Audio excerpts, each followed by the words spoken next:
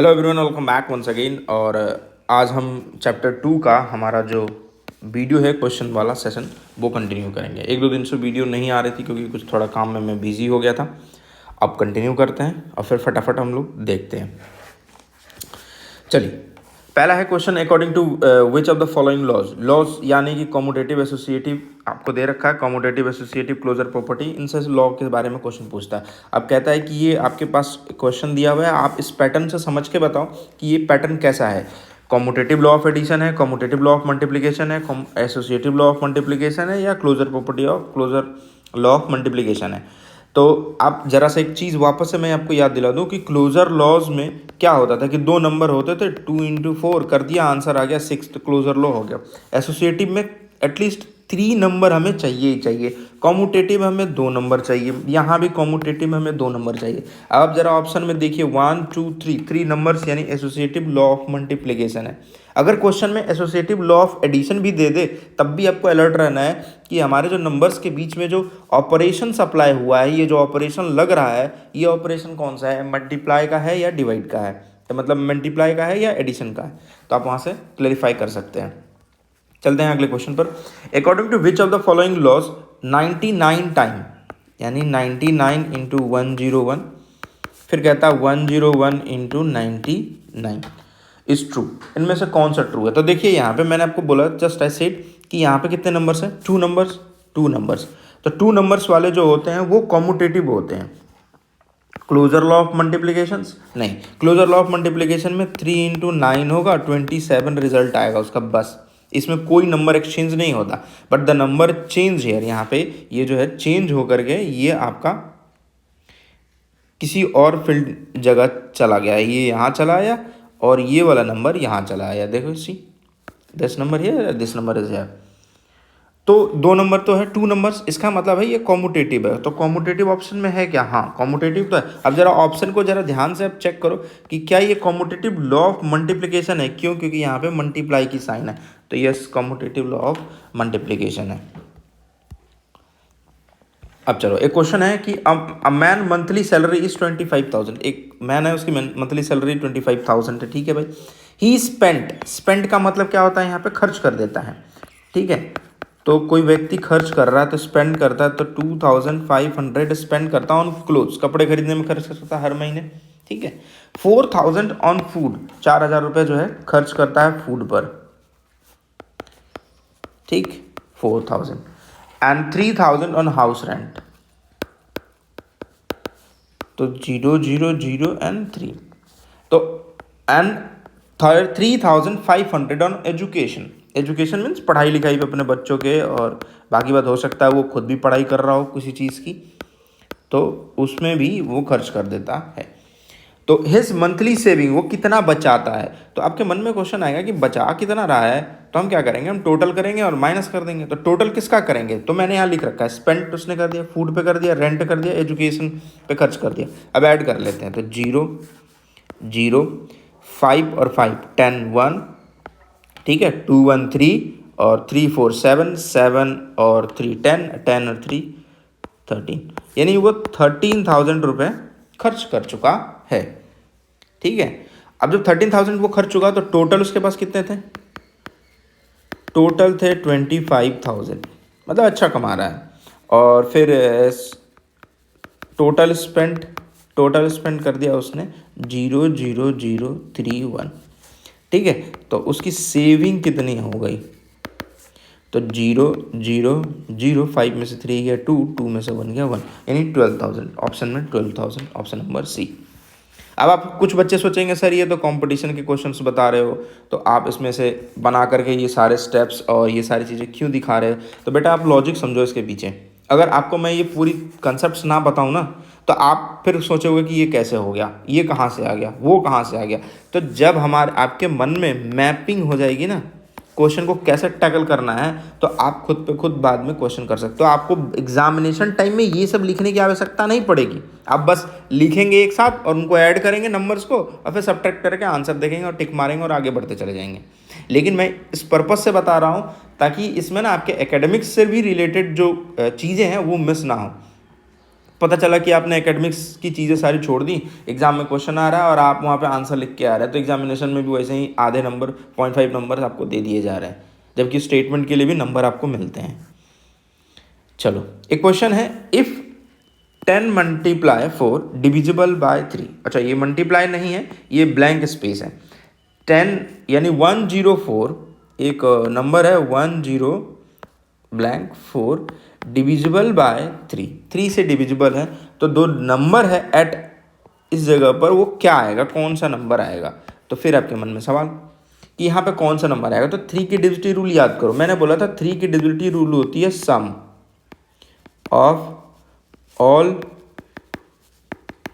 Digit. तो सम of all digit, तो जो डिजिट दिए हुए हैं उनका सम करते हैं, 1 + 0 + 4, तो ये कितना आ गया 5। तो 3 के टेबल से तो एलिमिनेट होगा नहीं, तो 3 के टेबल से वो नंबर एलिमिनेट होता है जो 3 के टेबल में आता है। तो 5 के बाद जस्ट नंबर कौन सा आता है, 6। क्या 6 3 के टेबल में आता है? तो हाँ, हमें कितना और ऐड कर सकते हैं इसमें, तो हम अभी फिलहाल यहाँ पे 1 ऐड कर सकते हैं, तो इसका ऑप्शन हमारा बी है। आप और बाकी ऑप्शंस को देख लो, आप 5 ऐड करोगे इसमें, तो 5 में 5 ऐड करोगे तो 10 आ जाएगा, नॉट पॉसिबल। 2 ऐड करके देखो, 5 में 2 ऐड करोगे 7, नॉट पॉसिबल। फिर 5 में 3 ऐड करके देखो 8, नॉट पॉसिबल। ठीक है, अब फिर वैसे ही सेम क्वेश्चन एक है कि इफ़ अ नंबर 3 2 5 और आपका space 6 is exactly divisible bye 3, same वही फंडामेंटल यूज़ करना है। तो 3 + 2 + 5 + 6, ठीक है। और वो जो नंबर है उसके लिए भी ब्लैंक स्पेस छोड़ देते हैं कि कौन सा नंबर करेंगे। तो 3 2 5 5 5 10 10 और 6 16। 16 में क्या करें कि वो नंबर जो है 3 से डिविजिबल हो जाए, ठीक है। क्या करें ऐसा, तो यहाँ पे फिर एक आपके सामने ऑप्शन आता है 4 ऐड करते हैं। 4 ऐड करोगे तो 20 होगा, नहीं 2 ऐड करोगे तो 18, हाँ सर 18 तो आ जा रहा है। बस simple as you are thinking. अब आता है क्वेश्चन फिर 9 की डिविजिबिलिटी रूल मैंने फिर बताया है, सम, और वो जो डिवाइड होना चाहिए 9 से। तो फिर वापस ऐड करते हैं इसको, 3 + 4 + 2 + 4, और एक ब्लैंक स्पेस छोड़ देते हैं कि क्या करना है हमें इसमें। तो 3 4 7 7 2 9 और 9 4 13। तो 13 में हम क्या ऐड करें कि हमारा वो जो नंबर है वो 9 से डिविजिबल हो जाए। तो 13 में चलो 5 ऐड करके देखते हैं, पहला ऑप्शन से 5 ऐड करते हैं तो 18, 13 और 5 18, 9 के टेबल में 18 आता है, हाँ पहला ऑप्शन ही हमारा करेक्ट हो गया। बाकी ऑप्शन भी चेक करना चाहते हैं तो आप चेक करके देख लो। 9 से ऐड करो, 13 में 9 22 नहीं होगा, 2 ऐड करके देखो 15 नहीं होगा, 3 ऐड करके देखो 16 नहीं होगा। उसी हिसाब से ऑप्शंस भी दिए जाते हैं ताकि आप क्वेश्चन को कर पाएँ। क्वेश्चन है अगला, which of one of the following is exactly divisible by 11। कौन सा इसमें से फॉलोइंग जो है वो एग्जैक्टली डिविजिबल है 11 से, यानी 11 से। ये वाले जो नंबर दिए गए हैं वो 11 से। अब मैंने 11 की डिविजिबिलिटी रूल बताई थी, तो 11 की डिविजिबिलिटी रूल अगर आप ज़रा सा आप याद करो तो मैंने ये कहा था आपसे 11 की डिविजिबिलिटी रूल के लिए कि odd place minus even place. अब बात करूंगा मैं ऑड और इवन प्लेस की, तो मैं जब ये नंबर लिखूंगा तो मैं कहूँगा पहला नंबर, दूसरा, तीसरा, चौथा, पहला, दूसरा, तीसरा, चौथा, first, second, third, fourth, first, second, third और फोर्थ, ठीक है। और फिर यहाँ पे आप इसे क्या करेंगे, ऑड प्लेस वाले को एक साथ ऐड करेंगे और इवन प्लेस वाले को एक साथ ऐड करेंगे। तो चलो भाई यहाँ पे हम शुरू करते हैं पहले लेकर के 1 और 3 के प्लेस पे जो जो नंबर है। तो 5 और 1 है तो 6 कर लिया, 6 माइनस 5 और 2 के जगह पे 7 है, तो ये तो नहीं आएगा, ठीक है, क्योंकि देखो माइनस करके 1 आएगा -1, तो ये तो होगा ही नहीं। अब 1 और 3 के, तो इसको करते हैं तो 4 और इसको करते हैं तो 4 -4, तो फिर 0 आ गया। हाँ सर, 11 की रूल मैंने बताया था कि 11 से वो नंबर डिवाइड होते हैं या तो वहाँ पे 0 आना चाहिए या तो 11 22 33 44 और सो ऑन चलता रहना चाहिए। तो यहाँ पर आ रहा है हमारे पास, तो जब आ रहा है तो हमारा ऑप्शन जो है बी सही है, हमारा ऑप्शन बी करेक्ट बिल्कुल बैठ रहा है। चलो अब आगे बढ़ते हैं थोड़ा सा। क्वेश्चन है, इफ़ अ नंबर, सेम वही कहानी, 9708 space 3 is divisible by 9 and 3। अब वो 9 से भी डिविजिबल होना चाहिए और 3 से भी डिविजिबल होना चाहिए। तो 9 की रूल और 3 की रूल आपको मालूम है, तो पहले हम इसको ऐड करते हैं और चेक करते हैं। 9 + 7 + 0 + 8 + 3, हम इसमें क्या और डालेंगे कि वो नंबर जो है 9 से डिविजिबल हो जाए। अब जरा इसको ऐड करते हैं। 9 में 6 ऐड करोगे तो 16, 16 में 8 ऐड करोगे तो आपका हो जाएगा 24, और 24 में 3 ऐड करोगे तो यहाँ आ गया 27। ठीक है, 27 फाइनल आंसर आपका है 27 प्लस ब्लैंक डिवाइडेड 9, और फिर 27 प्लस ब्लैंक डिवाइडेड 3। अब ज़रा ध्यान से देखो कि 27 9 के टेबल में आता है, हाँ 3 के टेबल में आता है, तो अब इसमें कुछ ऐड करने की आपको नीड ही नहीं है। सिंपल सा आप आंसर लगाओ वहाँ पे 0 और आगे बढ़ते चलो। चलो अब फटाफट ये 2 क्वेश्चन और करके एंड करते हैं आज का, फिर बाकी सेशन कल करेंगे। 43 p इज डिविजिबल बाय 3, तो p के जगह पर क्या आएगा? तो 2 क्वेश्चन बोलता है then what is the largest value.